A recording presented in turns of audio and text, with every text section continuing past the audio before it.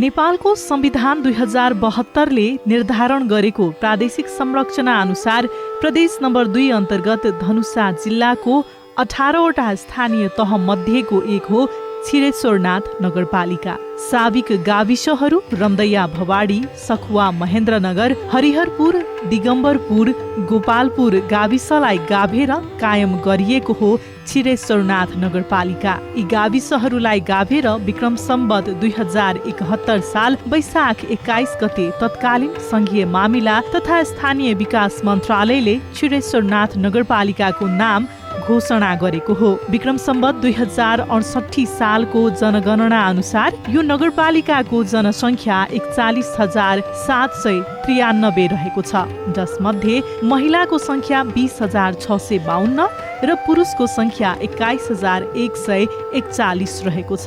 सामुदायिक र संस्थागत गरी 6वटा उच्च माध्यमिक विद्यालय, 9वटा माध्यमिक विद्यालय, 3वटा निम्न माध्यमिक विद्यालय र 28वटा प्राथमिक विद्यालय गरी जम्मा 46वटा औपचारिक शिक्षा प्रदायक संस्थाहरू सञ्चालित छन्। यस नगरपालिकाको साक्षरता प्रतिशत जम्मा 69.03% रहेको छ, जसमध्ये पुरुष 38.01% साक्षर छन् भने महिला 31.02% साक्षर छन्। यस नगरपालिकाको क्षेत्रफल 50.85 वर्ग किलोमिटर रहेको छ। छिरेश्वरनाथ नगरपालिकाको पूर्वमा धनुषा धाम नगरपालिका र मिथिला बिहारी गाउँपालिका रहेको छ भने पश्चिममा बटेश्वर गाउँपालिका, उत्तरमा मिथिला नगरपालिका र बटेश्वर गाउँपालिका तथा दक्षिणमा लक्ष्मीनिया गाउँपालिका रहेको छ। यो नगरपालिका समुद्री सतहबाट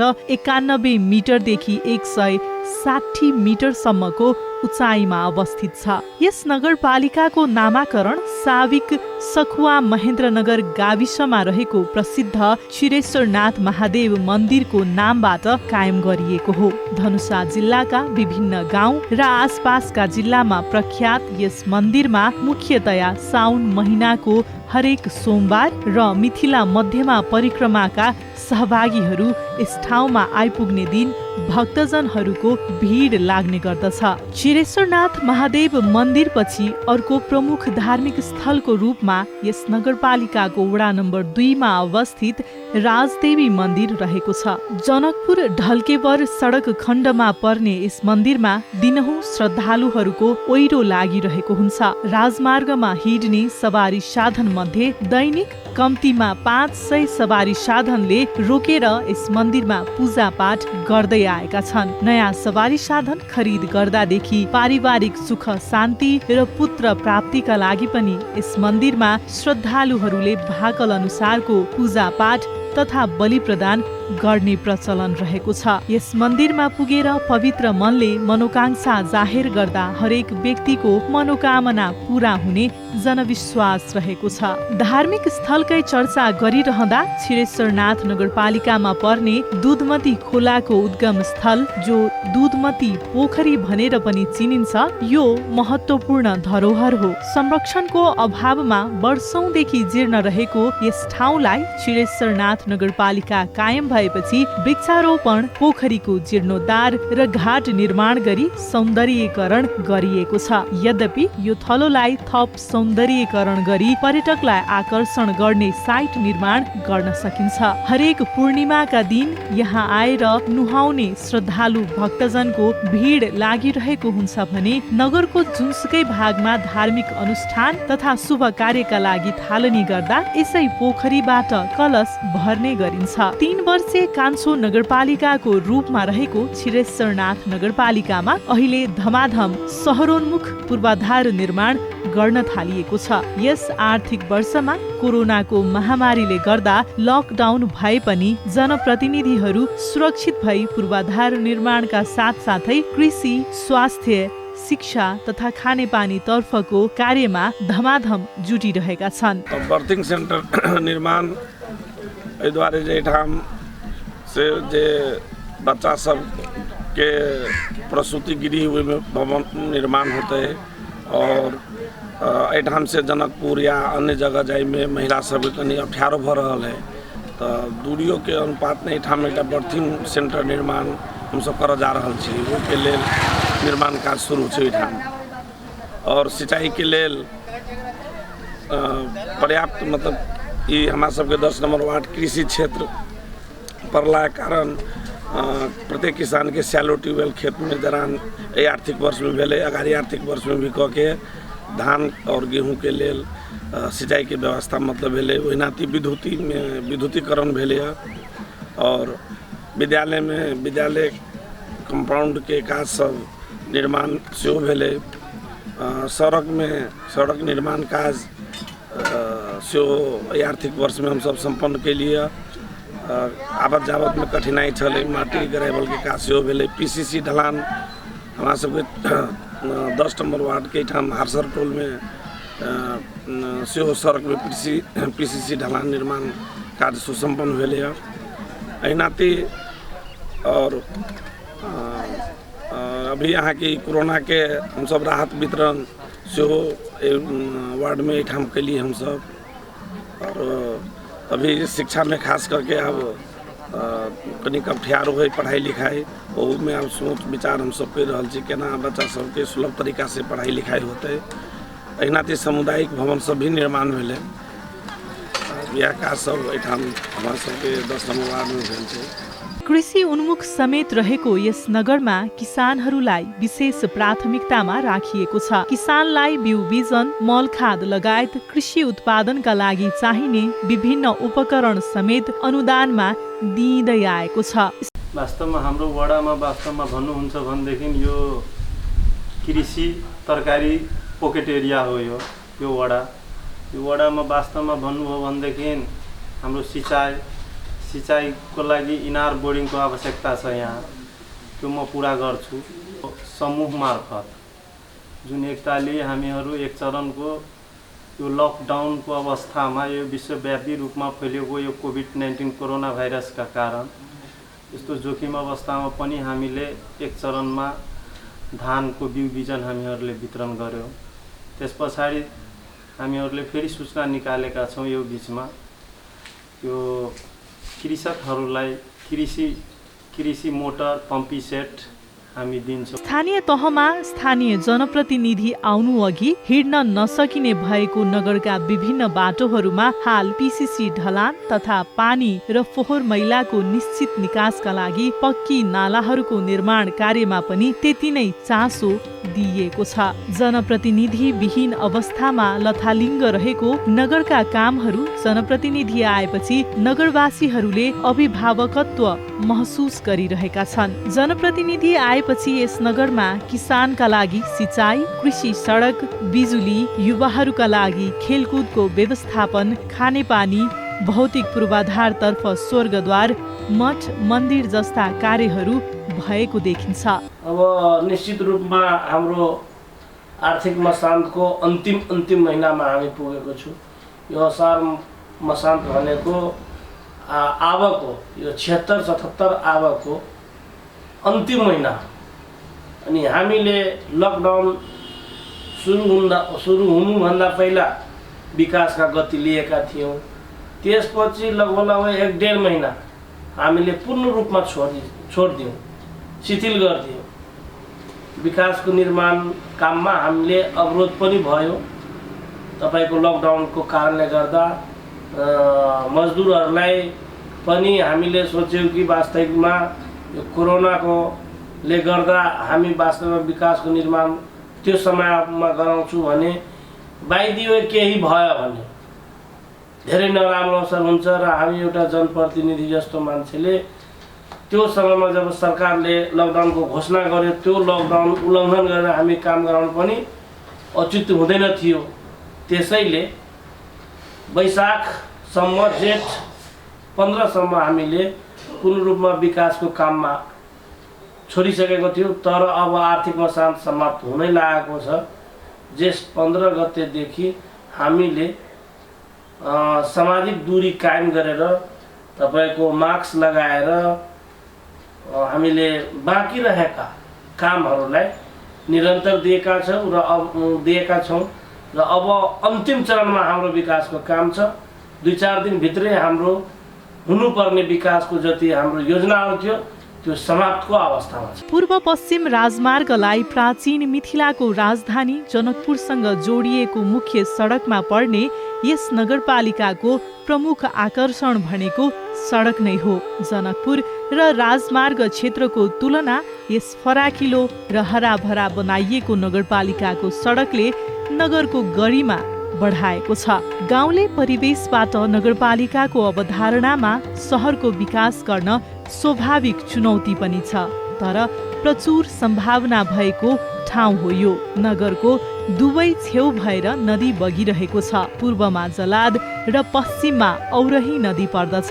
नगरपालिकाको फोहोर व्यवस्थापन गर्न यी नदीहरूले सहयोगीको भूमिका खेल्छ भने सौन्दर्यीकरणमा पनि आकर्षण थप्ने काम गरिरहेको छ।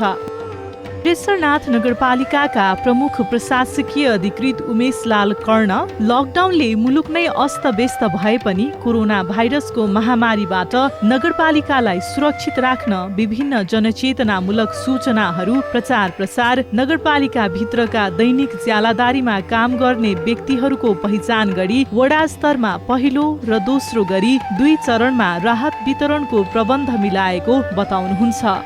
यो नगरपालिका सुरुदेखि नै यसो लकडाउनको स्थिति हेर्दाखेरि 2076 साल चैत्र 11 गतेदेखि यो कोरोना सङ्क्रमणको डरले लकडाउन सुरु भएको छ र त्योभन्दा अगाडि नै अलिक सचेतनामूलक कुराहरू आइरहेको थियो, सूचनामूलक कुराहरू र सूचनाहरू प्रचार प्रसार गर्ने, वडा स्तरमा गएर अलिकति यसको बारेमा चर्चा परिचर्चा गर्ने, त्यो काममा हाम्रा जनप्रतिनिधिज्यूहरू पनि गर्नुभएको रहेछ र यो नगरपालिकाले बिचबिचमा विभिन्न सञ्चारका माध्यमहरूबाट पनि सूचना जारी गरेर त्यो भएको देखिन्छ र लकडाउन भइसकेपछि सबै कामबाट वञ्चित भए, खास गरेर श्रमिक वर्गहरू र यो नगरपालिकाको जहाँ हामी अहिले कार्यालयमा छौँ त्यो सबभन्दा मूल बिन्दु भनेको यही हो।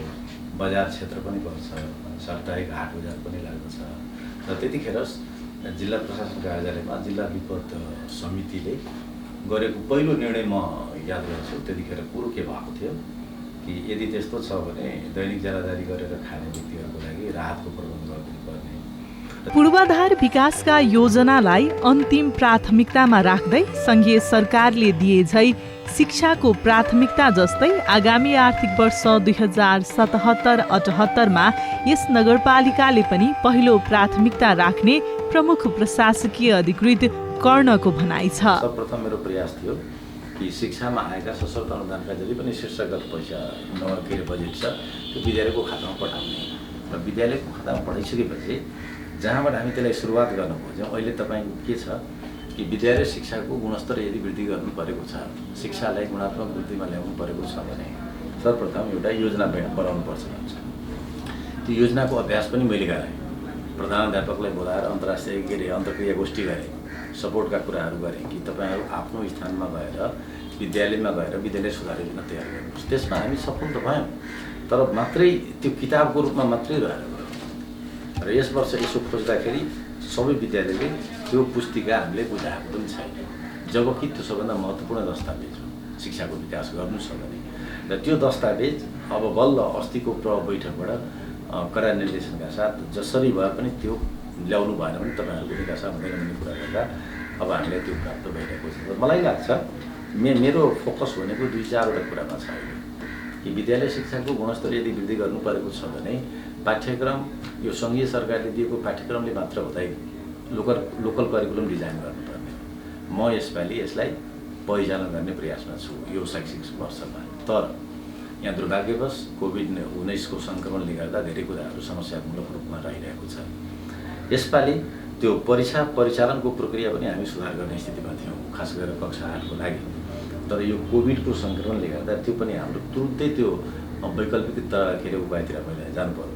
भन्नुको अर्थ परीक्षा सञ्चालन गर्ने, परीक्षा सञ्चालन गरिसकेपछि उत्तर पुस्तिकालाई सङ्कलन गर्ने, सङ्कलित उत्तर पुस्तिकाहरूको कन्फरेन्स मार्किङ गराउने, कन्फरेन्स मार्किङ गराइसकेपछि त्यहाँबाट नतिजा प्रकाशन गर्ने, नतिजामा चित्त नबुझ्नेहरूको फेरि ग्रेड स्तर वृद्धिको परीक्षा लिने। त्यो जम्मै योजना छँदाछँदै अनावश्यक त्यो समयमा लकडाउन हुने स्थिति देखा परेको थियो। तर संयोगले हामी परीक्षा त समाप्त गऱ्यौँ 5 गतेभित्र मन्त्रालयले त्यो परिपत्र गरेको आधारमा, तर परीक्षामा जुन किसिमले हामीले परीक्षण गर्ने, सम्परीक्षण गराउने, नतिजा प्रकाशन गराउने, ग्रेड सिट वितरण गर्ने, त्यो तरिकाले नभइकन हामी सेन्टर पनि चेन्ज गर्ने स्थितिमा थियौँ त्यतिखेर। केन्द्र पनि परिवर्तन गर्ने, तर त्यो पनि भएन। हतारमा तयारी प्रश्नपत्र भइसकेका थियो अनि परिचालन गर्दा 5 गतेसम्म त्यसले विराम दियो। तर मेरो के भन्नु छ यहाँ कि मात्रै म शिक्षा होइन, जसले गर्दा के भयो कि मेरो पद शिक्षा थियो, म यहाँ प्रशासनको जिम्मामा गएँ। गत आर्थिक वर्षमा यो नगरपालिकालाई प्राप्त भएको धेरैभन्दा धेरै रकमहरू त्यतिकै फ्री भएको अवस्था छ। यसपालिमा अब अहिलेसम्म पनि प्रश्न भएको छैन कि विद्यालय कतिदेखि खोल्ने, भर्ना कसरी लिने, पाठ्यपुस्तक कसरी वितरण गर्ने, त्यो अवस्थाहरू भइरहेको अवस्थामा यसपालि लोकल करिकुलमलाई म बढी फोकस गर्छु। र लोकल करिकुलम भन्दाखेरि यहाँको जुन पेसा, रोजगार, व्यवसाय भएका समुदायहरू छन्, जुन पेसा, जुन रोजगार गर्ने मान्छेहरू छ, उनीहरूको पेसागत वृद्धि कसो होला, रोजगारको अवस्था कसरी सुधार हुन्छ, त्यसलाई शिक्षामा एकाकार गर्ने मूल लक्ष्य बनाएको छ। र मलाई लाग्छ यदि स्थानीय पाठ्यक्रम विकास गरेर टोल, वडा, गाउँ स्तरबाट उनीहरूको रुचिको आधारमा, उनीहरूको सम्भावनाको आधारमा, उनीहरूले गर्न सक्ने क्षमताको आधारमा उनीहरूको सन्तानलाई त्यो क्यापेसिटी बढाइदिने हो। र त्यो क्यापेसिटी बढाउँदाखेरि पर क्यापिटा इन्कम बढ्छ, गारस्थ उत्पादन बढेर जान्छ र मान्छेको जीवनस्तर त्यतिकै वृद्धि भएर जान्छ। र समग्रमा हेर्नुहुन्छ भने शिक्षा नसुधारिकन अरू कुनै पनि विकासका पूर्वाधारहरू हाम्रो सहज हुन सक्दैन। र त्यो मानेमा भन्नुपर्दा पनि शिक्षासँग स्वास्थ्य, स्वास्थ्यसँग कृषिलाई अलि राम्रो बनाउनको लागि सिँचाइका कुराहरू, अनि अबको वर्ष प्राथमिकताको क्रममा पूर्वाधारलाई हामी अन्तिम स्थितिमा राखेका छौँ। पूर्वाधार भनेको बाटो, त्यस पछाडि तपाईँको ग्राभेल, त्यस पछाडि ढलान, यी कुराहरूलाई हामी अन्तिम प्राथमिकतामा राखेर यी 3-4वटा कुरामा हामी केन्द्रित भएका छौँ। र यो असारमा हुने नगरसभामा यी कार्यक्रमहरू प्रस्तुति हुन्छ र प्रस्तुति भएको आधारमा हामी योजना तयार गर्छौँ। र मलाई आशा गरौँ कि कोभिडको सङ्क्रमणबाट हामी छिटै मुक्त हुँदैछौँ। छिटै मुक्त भन्दा पनि यो महिना अथवा अगाडिको महिनासम्म यदि मुक्त भयो भने थोरै समयमा पनि धेरै समयको सिफ्ट बनाएर विद्यालयहरू सञ्चालन गरेर वैकल्पिक तरिका बनाएर न्यायिक समिति संयोजक समेत रहनुभएका नगर उपप्रमुख रचना श्रेष्ठ माथेमा पनि कोरोना महामारीको बेला आफ्नो नगरवासीका लागि अति नै सक्रिय भएर खटिनुभयो। यो कोरोनाको महामारीको लागि हाम्रो नगरबाट चाहिँ हामीले सबभन्दा पहिला चाहिँ हामीले नगरवासीलाई सचेत हुनको लागि हामीले आह्वान गऱ्यौँ।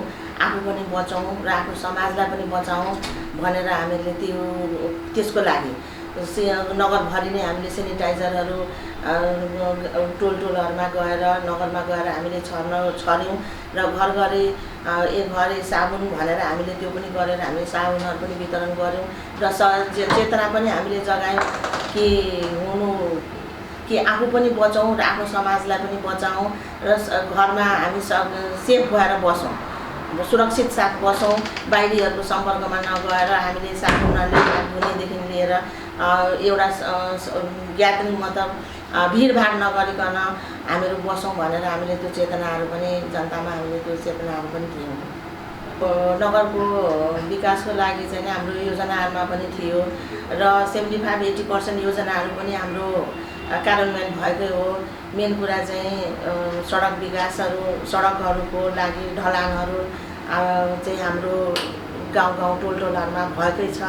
र अरू भन्दाखेरि पनि हाम्रो नगरमा चाहिँ सबभन्दा ठुलो उपलब्धि भनेको हाम्रो नगरमा चाहिँ सर्वदंश अस्पताल चाहिँ यहाँ बनिरहेको छ। यसले गर्दाखेरि यो क्षेत्रभरि र अरू नगरपालिकाहरूलाई पनि समेट्ने गरिकन नगरमा चाहिँ सर्वदंश अस्पताल बनिरहेको छ। यो नै हाम्रो सबभन्दा ठुलो उपलब्धि हो। नगर स्वच्छ, सफा र शान्त रहोस् भनी अठोट लिएर कार्य गरिरहनु भएको उहाँ न्यायिक समितिको संयोजकका रूपमा आइसकेपछि हालसम्म दर्ता भएको मुद्दा मामिलाका निवेदनहरू मध्ये अधिकांशलाई स्थानीय तहकै इजलासमा मिलापत्र गराइरहेको बताउँदै अदालत जानुपर्ने अवस्थालाई न्यूनीकरण गरिएको बताउनुहुन्छ। यहीबाट आफ्नै नगरपालिकामै यही न्याय सम्पादनबाटै काम मिलेको छ भने हाम्रो सबभन्दा ठुलो उपलब्धि यही नै हो।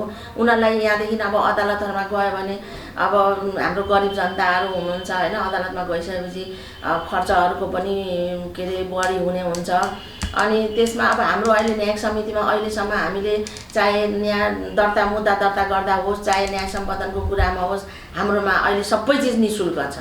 यस्तो निःशुल्क भएरै सबै काम सम्पादन भइरहेछ भने यिनीहरू नै यिनीहरू राम्रोसँग काम कुरा भइरहेछ भनेपछि माथि जानुपर्ने आवश्यकतै छ।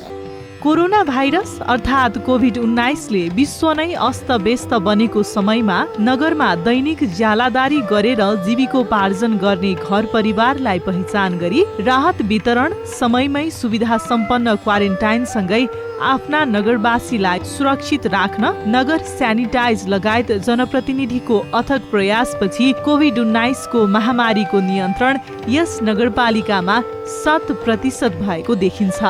वास्तवमा हामीले कोरोना संक्रमण रोक्नको लागि शेषनाथ नगरपालिकाले कार्यपालिकाको निर्णय गरेर सुरुदेखि नै यसमा लागि परेका छौँ र सुरुमा हामीले वास्तवमा यो मास्क, त्यस पछाडि साबुन, त्यसपछि यो सेनिटाइज गर्ने कामहरू यो सबै हामीले व्यवस्थित गर्यौँ र त्यस पश्चात हामीले वास्तवमा यो लकडाउनको अवधिमा लकडाउन हुँदै गएपछि दैनिक काम गर्ने र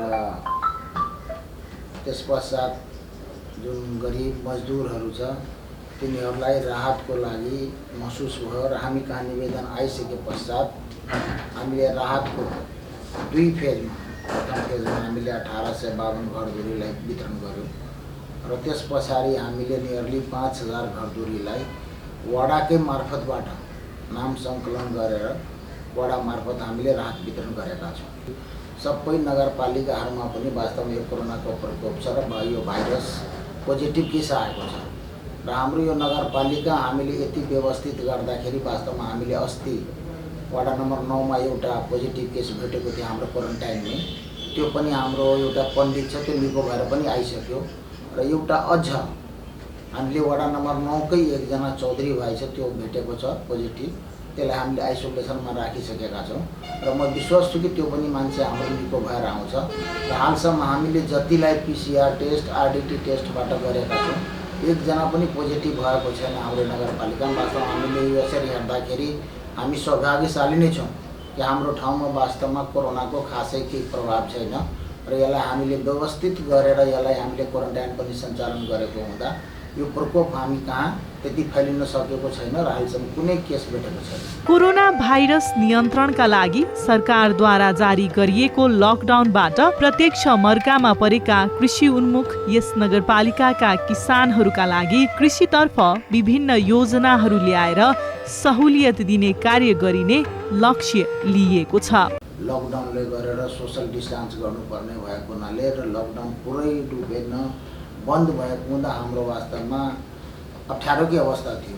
तथापि भनौँ किसानहरूले ठाउँ-ठाउँमा आफ्नो तरकारीहरू पनि बेच्ने गर्थे नै, तथापि के हो भनेदेखि उनीहरू मारमात पक्कै परेका छन् र हामीले कृषिको कार्यक्रम राखेर उनीहरूलाई सहुलियत दिने काम पनि अगाडि बढाएका छौँ र अझ यो चोटिदेखि हामीले विशेष गरेर कृषिलाई फोकस गरेर किसानहरूलाई सुविधा होस् र उनीहरूले चाहिने विभिन्न किसिमका जुन कामहरू छ, क्रियाकलापहरू छ, त्यसमा हामीले कृषिको माध्यमबाट उनीहरूलाई सिँचाइदेखि लिएर बिउ बिजनदेखि लिएर अन्य सम्पूर्ण व्यवस्थापन गर्ने हामीले निर्णय पनि गरिसकेका छौँ र वास्तवमा अहिलेको यो अवस्था हेर्दाखेरि यो प्रकोप अहिले हो भने वास्तवमा यो अहिले पनि 6 महिना सालभरसम्म रहिरहने हो र हामीले वास्तवमा कोरोनालाई रोक्नको लागि व्यवस्थापन गर्ने, त्यस पछाडि हामीले कृषि क्षेत्रलाई प्रोत्साहन गर्ने र हाम्रो बेरोजगारहरू जुन आएका छ वास्तवमा विदेशबाट पलायन भएका र यहाँ पनि जुन बेरोजगारहरू छ त्यसलाई हामीले रोजगारतर्फ कसरी डोल्याउने त्यसको लागि हामीले कार्यक्रम बनाउँदैछौँ भन्ने कुरा म जानकारी गराउन चाहन्छु। बन्दाबन्दीका कारण नगरमा आउनुपर्ने विभिन्न शीर्षकका रकम नआए पनि स्वीकृत नगरका 10वटै वडामा पूर्वाधार विकास लगायतका 80 देखि 90% कार्यहरू सम्पन्न गरिएको छ। नगरपालिकाले निर्णय गरिसके पश्चात जति कामहरू थियो हाम्रो प्रत्येक वडाका योजनाहरू थियो हामीले मलाई लाग्छ माघ फागुनदेखि नै हामीले सञ्चालन गरिसकेका थियौँ र त्यसको ठ्याक्कै पश्चात तपाईँको लकडाउन भयो र त्यो बिचमा धेरै काम हाम्रो अगाडि बढिसकेको थियो र हाम्रो योजना अहिले पनि मलाई के लाग्छ भने वास्तवमा हाम्रो जति योजनाहरू थियो धेरै हाम्रो योजना सफल भएका छन्। हुन त यो लकडाउन र यो जुन देशको बन्दाबन्दीको कारणले गर्दाखेरि राजस्व बाँडफाँडको जुन पैसा आउनुपर्ने थियो त्यो हाम्रो हाराहारी 8 करोड 80 लाख थियो र मलाई लाग्छ 4-4.5 करोड मात्रै आएको छ। नियरली 4 करोड रुपियाँ हाम्रो आएको छैन। त्यो बाहेकका हाम्रा अन्य जुन कामहरू थियो योजनाहरूको मलाई लाग्छ त्यो 80 देखि 90% हाम्रो योजना सफल भएको छ र सम्पूर्ण काम हाम्रो भइसक्छ भने पनि म विश्वास दिलाउन चाहन्छु। गरिब तथा विपन्न लगायत लक्षित वर्गहरूको आर्थिक स्थिति उकास्न खोला किनारमा पर्तिरहेका जग्गाहरूमा बगर खेती पनि यसै वर्षदेखि सुरु गरिएको छ। नगरपालिका र हेलवेटासको सहयोगमा सञ्चालित गरिएको बगर खेतीतर्फ किसानहरू फड्को मारिरहेका छन्।